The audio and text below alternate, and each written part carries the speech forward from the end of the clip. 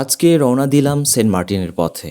বাংলাদেশের একমাত্র প্রবাল দ্বীপ সেন্ট মার্টিন দ্বীপ।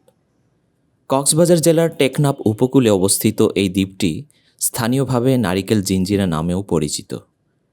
বাংলাদেশের আর কোথাও এত বিস্তৃত প্রাকৃতিক প্রবাল প্রাচীর নেই। এই ভাবনাটাই ভ্রমণটাকে অন্যরকম করে তোলে।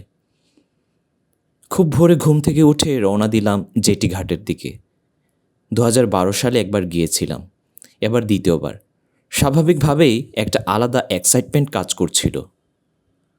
শীতের সকাল আমার খুব একটা পছন্দ না, কিন্তু আজকের সকালে উত্তেজনাই ছিল বেশি। সূর্য ধীরে ধীরে উঠছে, সমুদ্র সোনালি রঙে রাঙা, চারদিকে এক অদ্ভুত শান্ত সৌন্দর্য। আমাদের জাহাজ প্রায় সকাল 7:30 ছেড়ে দিল। সাধারণত সেন্ট মার্টিনগামী জাহাজ সকাল 7টা থেকে 10টার মধ্যে টেকনাফ বা কক্সবাজারের নুনিয়ারছড়া ঘাট থেকে ছেড়ে যায়, আর বিকেলে 3টা থেকে সন্ধ্যা 6টার মধ্যে ফেরত আসে।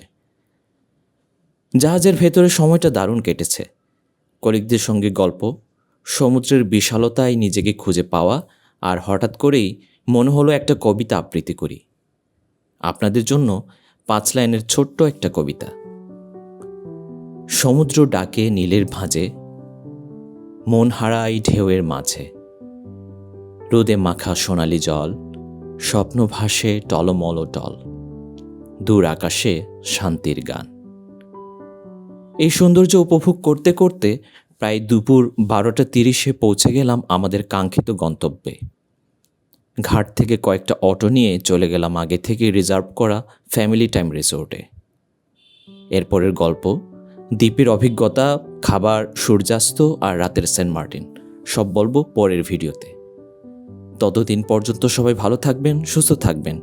ভিডিওটি ভালো লাগলে একটি লাইক দিন, ফেসবুক পেজটি ফলো করে পাশে থাকুন, আর ইউটিউবে দেখে থাকলে চ্যানেলটি সাবস্ক্রাইব করে আমাকে সাপোর্ট করুন।